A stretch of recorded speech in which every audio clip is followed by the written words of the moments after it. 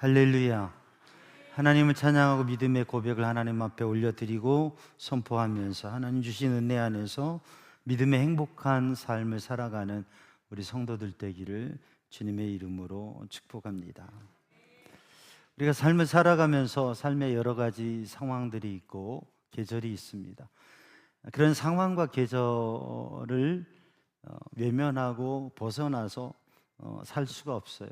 계절에 맞게, 상황에 맞게, 또는 그 계절과 상황을 넘어서면서 살아가게 되죠. 비가 많이 와서 폭우로 인해서 어려움을 당한 곳도 있습니다. 더워서 힘들고, 또 비가 많이 오니까 힘들고, 이 비가 그치면 또 많이 더워진다고 그러는데, 여름의 계절이 되면 특별히 필요하고 생각나는 게 있어요. 뭡니까? 물이죠. 왜 그렇습니까? 목마르니까, 더위에 갈증이 나니까 그렇습니다. 사람은 누구나 다 삶을 살아가면서 갈증을 느끼게 됩니다. 특별히 여름철에는 갈증을 더 느끼게 되고 물이 필요하죠. 근데 이 육신의 갈증, 목마른 것은 물을 마시거나 음료수를, 이온 음료나 이런 것들을 마시면 해결이 돼요. 그런데 그렇게 목마름이 가신 것이 계속되느냐? 또 목말라지는, 또 물을 마시고 또 음료를 마시고 그렇게 되어집니다. 육신의 목마름은 물 마시면 돼요. 그런데 인생 속에서, 사람들의 삶 속에, 또 우리 신앙의 여정 속에서 사람에게 있는 영혼의 목마름, 마음의 목마름, 그 마음의 갈증은 세상에 그 어떤 물로도 채울 수가 없습니다. 하나님께서 주신 은혜로 채워지는 거죠. 주님께서 주신 그 은혜를 누리는, 그리고 그 은혜로 풍성한 믿음의 삶을 살아가는 성도들 되기를 주님의 이름으로 축복합니다. 예레미야 선지자를 통해서 유대 왕조 마지막 부분에 예레미야를 통해서 하나님께서 말씀을 선포하시는데, 예레미야를 통해서 이스라엘 유대 백성, 하나님의 택한 백성들의 두 가지 죄악상을 말씀하세요. 예레미야 2장 13절 말씀을 보면, 내 백성이 두 가지 악을 행하였나니 곧 생수의 근원되는 나를 버린 것과 스스로 웅덩이를 판 것인데 그것은 물을 가두지 못할 터진 웅덩이니라. 생수의 근원이 되시는 하나님을 버린 것과, 그리고 스스로 웅덩이를 파서 물을 모으고자 했는데 그 웅덩이가 어떤 웅덩이냐? 터진 웅덩이였다고 하는 것이죠. 그러니까 영적인 생수, 우리의 인생과 마음과 영혼의 생수는, 그 생수의 근원 하나님이신데, 생수의 근원이신 하나님을 버리니까 유대 역사에 끝이 오게 되고 어려움이 오게 되고 그 갈증이 심하게 된다. 영혼의 갈증, 영혼의 목마름이 있을 때 하나님을 구하고 하나님의 은혜를 구하고 하나님의 생수를 구해야 되는데, 스스로 판 웅덩이들, 그리고 물을 모으고자 해서 여러 가지 웅덩이를 파고 인간적인 수단으로 그것을 해결하려고 하는데, 그게 어떤 웅덩이냐? 터진 웅덩이라고 하는 거예요. 터진 웅덩이에 물을 모으고자 한들 모을 수 있겠습니까? 모을 수 없지요. 터진 웅덩이니까. 사랑하는 여러분, 연못이 있어요. 그 연못가에 항아리가 하나 있는데 이 항아리에 물을 채우는 게 숙제입니다. 쉬운 일이에요? 어려운 일이에요? 그것도 어렵다고 하면 곤란해집니다. 연못가에 항아리 하나를 채우는 건데, 요한복음 2장에 보면 물 항아리 6개를 채우라고 예수님 말씀하셔서 채우잖아요. 물론 가만히 있는 것보다는 더운 여름날에 땀나고 힘들 수도 있어요. 그러나 연못에서 물을 떠다가 항아리 하나를 채우는 것은 결코 힘든 일이 아닐 겁니다. 그런데 문제가 하나 더 있는 거예요. 뭐냐면 그 항아리에 구멍이 난 거예요. 밑빠진 독인 거죠. 그러면 항아리 하나에 물을 채우는 것은 어렵지 않은 일인데 구멍난 항아리, 밑빠진 독에 물을 부어서 그것을 가득 채운 일은 쉬운 일이니까 어려운 일입니까? 어려운 일입니까? 불가능한 일입니까? 이 답을 어떻게 낼 수 있을까? 한 가지 방법이 있어요. 그 항아리를 연못에 퐁당 넣으면 그 항아리가 가득 차지는 거죠. 사랑하는 성도들, 우리들이 신앙생활하면서 또 인생을 살아가면서 우리가 여러 가지로 우리의 구멍난 항아리를 채우려고, 우리의 연약한 또 한계가 있고 부족한 문제인 우리의 방법과 우리의 생각으로 이 항아리를 채우려고 노력합니다. 근데 늘 채워도 채워지지 않는 거예요. 그런데 우리들이 생수의 근원 되신 하나님께 우리의 영혼을 맡기고 우리의 삶을 내어드리고 주님께 푹 빠지면, 예수님께 푹 들어가면 우리 안에 가득한 충만한 은혜를 누리게 될 줄로 믿습니다. 생수의 근원이신 하나님, 그리고 터진 웅덩이가 아니라 터진 항아리라도 그 속에 잠그면 가득하게 하시는 그 주님의 은혜 안에, 주님의 연못에 거하는 믿음의 사람들이 되기를 주님의 이름으로 축복합니다. 오늘 본 말씀 요한복음 4장 10절 말씀을 읽었는데, 이 10절 말씀은 사마리아 수가성 그 한 여인에게 우물가에서, 야곱이 팠던 그 우물가에서 예수님께서 한 여인을 만나서 말씀하신 말씀입니다. 근데 요한복음 4장 4절 말씀을 읽어보면 예수님께서 사마리아를 통과하셨다고 하는 것을 말씀하고 있습니다. 예수님께서 예루살렘에서 갈릴리로 가시는데, 예루살렘과 갈릴리의 그 여정 가운데에서 사마리아를 통과하셨다고 하는 게, 그건 뭐 대단한 일인가? 근데 이게 특별하고 대단한 일이에요. 왜냐하면 유대인들에게 있어서 사마리아인은 역사적으로 혼혈이 되어지고, 그리고 유대인에게는 선민 의식이 강하고, 또 그들의 어떤 신앙 공동체를 이어가는 것을 중요시했기 때문에 북이스라엘이 무너지고, 그리고 거기에 혼혈화 되어지고, 그들의 순수성과 그들의 민족성과 그들의 고유성을 지키지 못한 것에 대해서 이 사마리아 사람들을 배척하고 이방인처럼 대하고, 그 사마리아 지역의 땅을 밟는 것, 그렇게 지나가는 것도 불편하게 생각했어요. 당시에 유대인들의 생각이 그랬다고 하는 거죠. 문화가.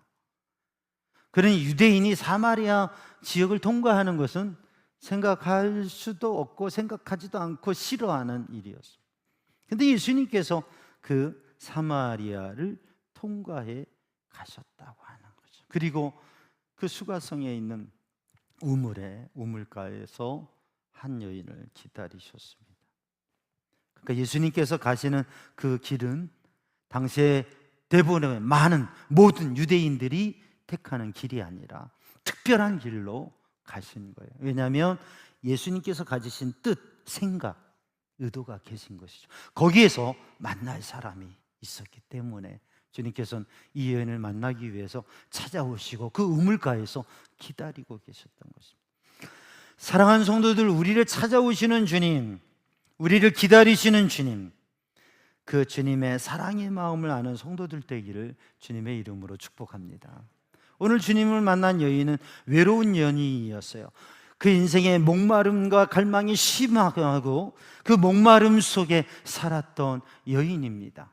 사람들과의 관계 속에서 모든 사람들이 그를 외면하고, 그래서 왕따가 된, 아니 오히려 모든 사람을 왕따시키고 혼자 살아가는 그러한 외로운 삶을 살아가는 여인이었습니다.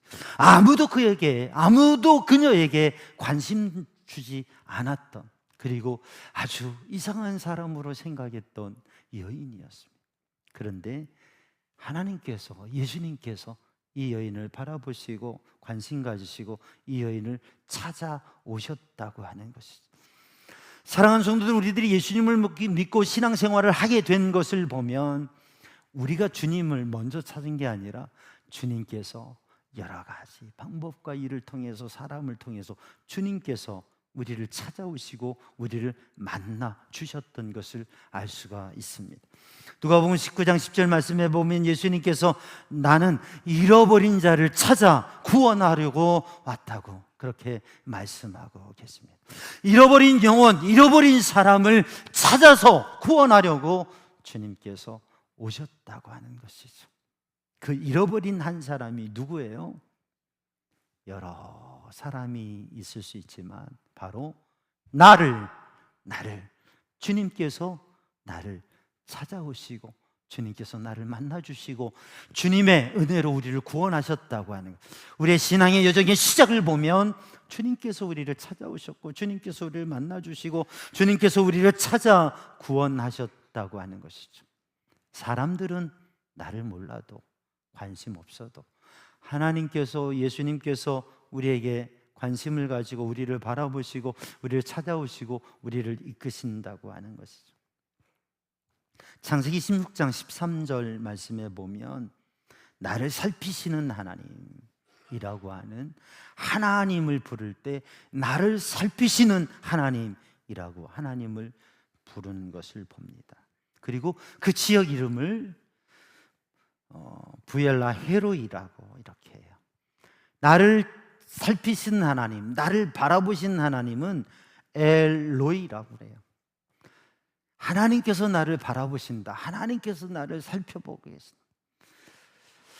이것은 어리석고 교만한 삶 속에서 쫓겨나고 어린 아들과 함께 광야에 물이 떨어져 죽게 된 하갈이 하나님 앞에 그 아들 붙잡고 부르짖어 기도할 때에 하나님께서 샘을 발견하게 하시고 샘을 주셔서, 그래서 그 죽음의 위기를 모면하게 될 때에 나를 바라보신 하나님, 나를 살피시는 하나님, 그 하나님의 은혜로 내가 지금 살 수 있고 내가 지금 살아가고 있다고 하는 거예요.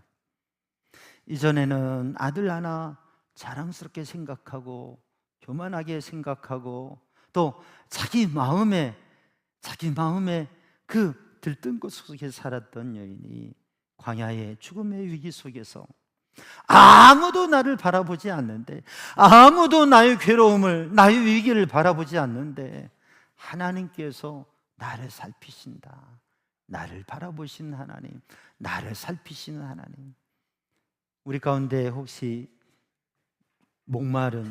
마음의 목마름과 갈증이 심하고 그게 나의 아픔 때문에, 마음의 아픔 때문에, 육신의 질병과 괴로움 때문에, 인생의 괴로움 때문에, 관계와 삶의 어려움 때문에, 위기 때문에 고통당하고 있는, 외롭고 힘든 영적인 시험의 상태에 있는 분이 있다면 우리는 이걸 알아야 됩니다. 나를 살피시는 하나님, 나를 바라보시는 하나님.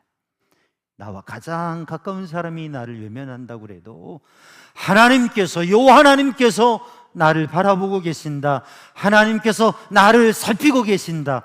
엘로이, 나를 살피시는 하나님, 나를 바라보시는 하나님. 여러분, 그 하나님을 바라볼 수 있는, 그리고 그 하나님을 고백할 수 있는 성도들 되기를 주님의 이름으로 축복합니다. 그래서 우리들이 당하는 외로움의 자리, 괴로움의 자리, 아픈 자리, 고통의 자리, 그것은 바로 나를 살피시는 하나님을 발견하는 자리가 된다고 하는 것이죠. 사랑하는 성도들, 우리를 살피시고 우리를 바라보시고 우리를 찾아오시고 우리를 생수의 강으로, 생수의 샘으로 인도하시고 우리에게 생수를 주시는 주님을 만나는 성도들 되기를 주님의 이름으로 축복합니다. 우리를 찾아오신 하나님, 우리를 아시고 바라보시고 우리를 향하신 그 주님께서 왜 우리를 찾아오셨느냐, 이 여인을 왜 만나셨느냐, 우물가에서 바로 주님께서는 생수를 주시기 위해서 생수를 주시는 주님이시라고 하는 거예요. 서론적으로 말씀을 나누었지만 사람은 물이 필요합니다. 몸의 수분이 70% 이상이 되고요. 그 중에 2%가 부족하면 갈증을 느끼게 됩니다. 7% 이상이 부족하면 위기에 부딪히게 됩니다. 주님이 주시는 생수는 좋은 생수, 마시기 좋은 물을 의미하는 것이 아니라 우리의 영혼을 살리고 우리의 삶을 풍요롭게 하시는 하나님의 은혜라고 하는 거죠. 히브리어로 이 생수는 마임하임이라고 하는 거예요. 그래서 흐르는 물, 살아있는 물이라고 하는 것입니다. 제가 요즘에 이제 말씀을 함께 연구하면서 히브리어로 신약 읽기를 하고 있어요. 구약은 히브리어로 기록되어 있고 신약은 헬라어로 기록되어 있거든요. 그래서 우리가 우리말로 있고 또 영어로도 있고 하지만 구약은 히브리어로 있고 신약은 헬라어로 읽어요. 근데 이제 요즘에 제가 신약을 히브리어로 읽는 그러한 성경 읽기를 좀 하고 있는데, 왜냐하면 이 성경이 신약 성경은 히브리어 본어로 되어 있지만 예수님 당시에 또 우리 바울 사도의 신학적 배경이나 그 문화는 바로 구약의 히브리어와 그리고 히브리 문화 속에서 말씀을 기록하고 말씀을 적은 거기 때문에 헬라어로 기록되어져 있지만 히브리적인 그 문화를 살피는 건 중요합니다. 그래서 마임하임이라고 하는 것이 히브리어와 헬라어와 또 영어나 우리말이나 이게 번역되면서 그 본문의 원문의 의미를 유지하고 있지만, 그리고 잘 번역이 되었지만 그러나 그걸 이해하는 데에는 원문을 보는 게 상당히 유익하고 감동이 있어요.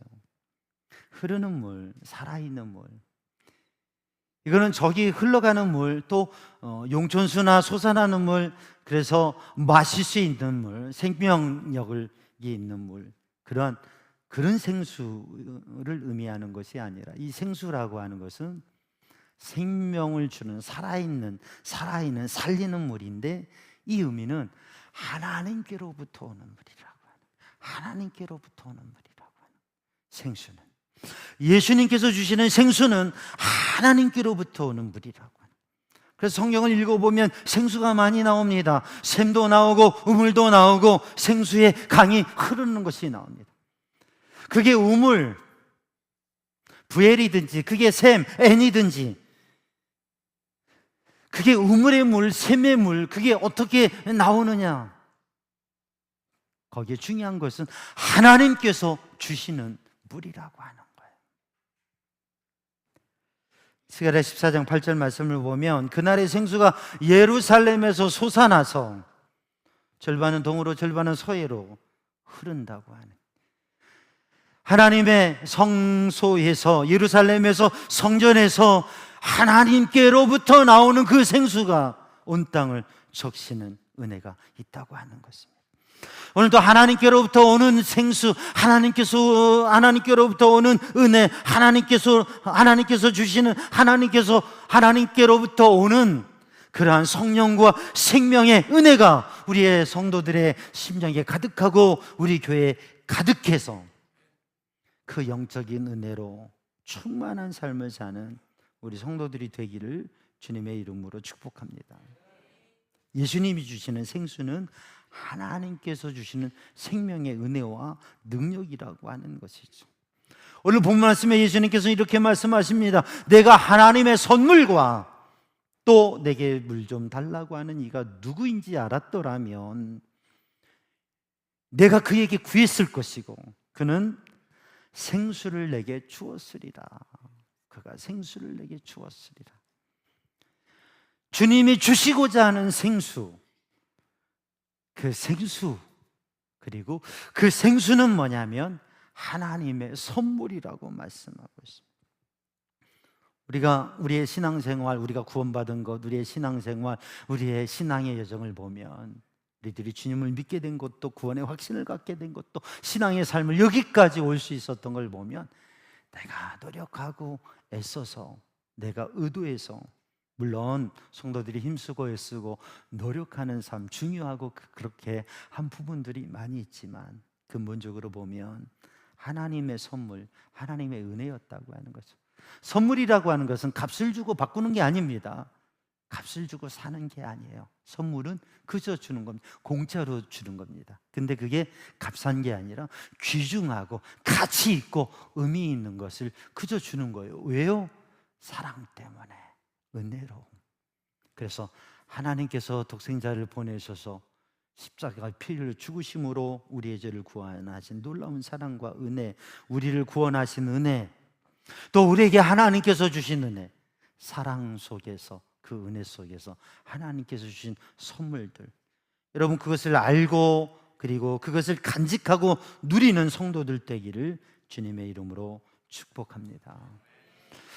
그래서 에베소서 2장 8절 말씀을 보면 너희가 그 은혜에 의하여 믿음으로 말미암아 구원을 받았으니 이것은 너희에게서 난 것이 아니라 하나님의 선물이라. 우리가 구원받은 것, 또 우리의 삶의 중요한 요소들, 또 영적인 것들 하나님께서 주신 선물이라고 하는 것이죠. 내 노력이 아니라 주님의 생수는, 우리가 신앙의 복을 누리는 것은 우리의 노력과 공로가 아니라 전적으로 하나님의 사랑과 은혜의 선물이라고 하는 것을 다시금 생각하면서 감사하는 성도들 되기를 주님의 이름으로 축복합니다. D.L. 무디 목사님은 위대한 전도자로 또 영향력 있는 복음 사역자입니다. 무디 목사님이 이런 비유의 얘기를 했어요. 컵이 있습니다. 컵이 있으면, 컵이 있어요. 빈 컵이에요. 뭐가 있어요? 빈 컵이에요. 뭐가 있어요? 빈 컵이니까 비어 있죠. 그러니까 아무것도 없는 것 같죠. 그런데 거기에는 공기가 가득한 거예요. 빈 컵에 공기가 가득합니다. 근데 그 공기를 다 빼내려면 어떻게 하면 돼요? 물을 가득 채우면 된다고 하는 거예요.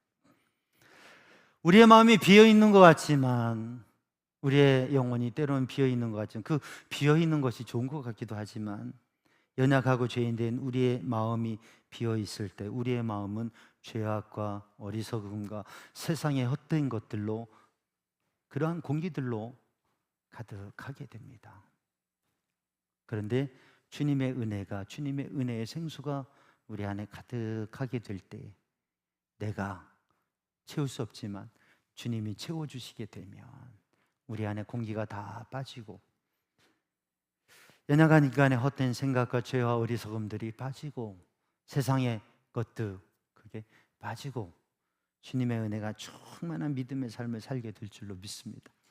그런 삶을 살아가는, 그러한 충만한 은혜, 풍성한 은혜로 살아가는 성도들, 예배를 통하여, 말씀을 통하여, 기도를 통하여 말씀을 묵상하고, 말씀을 듣고, 말씀을 읽고, 말씀을 묵상하고, 더 많이 말씀을 묵상하고, 더 많은 시간 말씀을 생각하고, 그리고 말씀 붙잡고 기도하고, 그래서 하나님께서 주신 은혜의 생수로 우리의 심령이 가득해서 주님의 은혜가 충만한, 생수가 가득한, 주님이 주시는 생수를 누리는 믿음의 백성들이 되기를 주님의 이름으로 축복합니다. 이 하나님의 선물인 은혜의 생수는 누구에게 주신다고요? 오늘 본문의 말씀을 보면 내가 그에게 구하였을 것이요, 내가 그에게 구하였을 것이요. 주님께서는 이 여인에게 이 하나님께로부터 오는 생수, 은혜, 그의 인생을 바꾸는 놀라운 은혜를 주시고자 합니다. 그런데 주님께서 말씀하세요. 내가 그에게 구하였을 것이요, 그랬으면 주었을 것이라. 구하라 주실 것이요. 마태복음 7장 7절에 구하라 주실 것이요, 찾으라 찾을 것이요, 두드리라 열릴 것이라. 오늘 또 우리들이 주님을 향한 갈망을 가지고, 주님 앞에 간절한 소망을 가지고, 그 갈망이 기도가 되고 주님 앞에 구할 때에 주님께서 채워 주실 줄로 믿습니다. 그래서 하나님을 향하여 사모하는 마음을 가지고 예배 때마다 기도하고 말씀을 묵상할 때마다 기도하고 매일매일 기도의 자리에서 하나님 앞에 간절히 마음의 갈증을 영혼의 갈망으로 하나님 앞에 기도하는, 그저 마음의 허정함과 갈망함으로 그렇게 살아가는 게 아니라 우리의 마음의 갈급함을, 갈망을 기도로, 간구함으로 하나님의 은혜를 누리는 성도들 되기를 주님의 이름으로 축복합니다. 이 여인이 주님과 대화를 할 때, 주님의 말씀을 들을 때 하나하나 깨달아지고, 그리고 그의 영혼에 주님이 주시는 생수가 대화를 할 때, 말씀을 들을 때에 그의 영혼에 생수가 채워지게 되어지고, 그의 마음이 바뀌게 되어지고, 생각이 바뀌게 되고, 삶의 태도가 바뀌게 되는 것을 오늘 본문의 말씀을 읽어보면 알게 됩니다.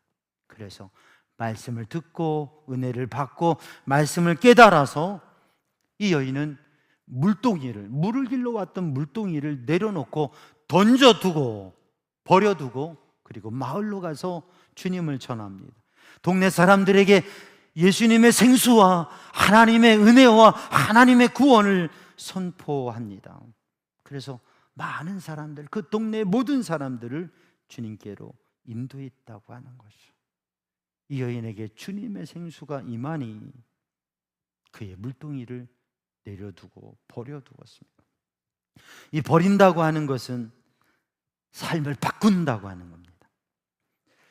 지금까지 살아왔던, 자신이 추구했던, 이제껏 익숙해 있었던 그의 삶의 방식과 모습을 바꾸어서 새로운 하나님의 은혜를 맛보고 주님의 생수를 맛본, 주님이 주시는 생수를 맛본 사람으로 새롭게 달려가는 것이, 그리고 사람들에게 주님의 복음을, 주님의 생수를 나누고 전했던 것입니다. 사랑하는 성도들, 이 여인은 이제껏 이 물동이를 붙잡고 이 물동이를 이고 지고 살아왔습니다. 매일 이 물동이를 가지고 정오에 우물에 오는 것은 그의 괴로움이고 외로움이고 힘든 삶이었습니다. 근데 그 물동이를 던질 수 있었다고 하는, 물론 또다시 필요한 물을 기르러 와야 될 것입니다. 그러나 그의 영혼에는 주님이 주시는 속에서부터 솟아나는 생수로 가득해 있어서 이 사람은 새로운 피조물, 새로운 사람으로 삶을 살아가는 것입니다. 사랑하는 성도들, 우리는 어떤 물동이를 붙잡고 있습니까? 집착하고 있습니다. 이것 때문에 이걸로 내 목마름을 해결하고, 이거 붙잡고 살아가고, 이거 없으면 안 되는 그런 그 물동이, 이 여인이 가졌던 물동이, 사람들마다 가지고 있는 물동이가 다를 겁니다. 그거 붙잡고 그것으로 사는 인생. 그러나 그것을 넘어서서 그것을 던질 수도 버릴 수도, 그리고 그것을 드는 것은 단지 물을 뜨기 위해서 드는 것이다. 사랑하는 성도들, 한번 오늘 이 예배를 드리면서 이 말씀 속에서 나의 마음 안에 있는 물동이는 무엇인가?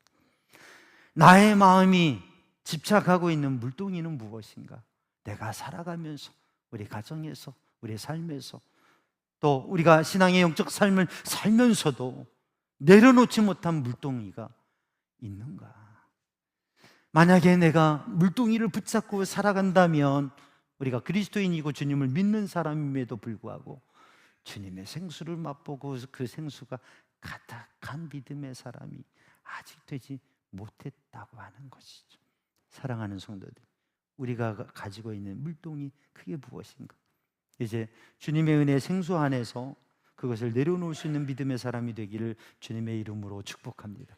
그리고 하나님께서 내게 주신 복, 그것이 나누는 사명이 되어지고, 하나님께서 나를 구원하신 구원의 복음이 다른 사람들에게 나누는 구원의 복음의 전도가 되어지고, 하나님께서 내게 주신 은혜와 내가 기도하는 것이 이제 내가 기도하는 사람이라고 하면 내가 누군가를 위해서 중보적 기도를 할 수 있는 기도로 나누는, 은혜를 나누는, 나의 물동이를 내놓고 주님이 주신 은혜의 생수로 하나님께서 내게 주신 은혜와 복을 우리 주변의 가족들에게, 이웃들에게, 함께하는 사람들에게, 가정에서, 직장에서, 우리의 삶의 자리에서 주님의 주신 은혜로 충만해서 그 은혜가 흘러가는, 그래서 사람들에게 그 생수의 영향력을 나누는 믿음의 사람들이 되기를 주님의 이름으로 축복합니다. 오늘 이 시간 우리는 말씀을 붙잡으면서 주님께서 내게 주시는 이끄시는, 마더 테레사 수는 상당히 유명하고 한 시대에 귀하게 쓰임받았던 삶이죠. 지극히 가난한 사람들에게, 인도에서 지극히 가난한 사람들에게 아주 불편한 상황을 찾아가서 그들에게 사랑을 나누고 주님을 나누게 된 거죠. 이 테레사가 주님을 만나고 주님의 특별한 은혜를 누릴 때에 그에게 하나님의 빛이 임했어요. 그리고 주님께서 Come, 와라. 그리고 became my light, became alive, became my light. 나의 빛이 되어라. 빛이 되어라. 저 어두운 곳에, 저 어두운 삶을 살고 있는 사람들에게 내가 준 빛으로 나의 빛이 되어서 그것을 비추어라. 희생적인 헌신적인 삶을 살아가는 이 테레사에게 한 사람이 물었어요. 당신 늘 헌신하고 희생하고 살아가는데 힘들지 않냐고. 그랬더니 그렇게 이야기하는 거예요. 저는 매일 아침 기도하며 하나님께 나아갑니다. 그럼 하나님께서는 매일 아침 저에게 한없는 사랑의 샘물을 부어주십니다. 내가 아침마다 하나님 앞에 기도하며 나아갈 때 하나님께서 나에게 사랑의 샘물, 은혜의 샘물을 부어주십니다. 그 샘물로 하루를 넉넉히 살아갑니다. 사랑하는 성도들, 하나님이 주신 은혜가, 하나님의 사랑이, 그 샘물이 가득해서 그 은혜를 늘 사모하고 구하고, 그래서 말씀과 기도의 삶을 통해서 영적인 은혜가 충만해서 우리의 가정에서, 우리의 사는 지역에서, 직장에서 만나는 사람들에게 예수님의 사랑의 생수를 나눌 수 있는, 그 빛을 나눌 수 있는 우리 성도들이 되기를 주님의 이름으로 축복합니다.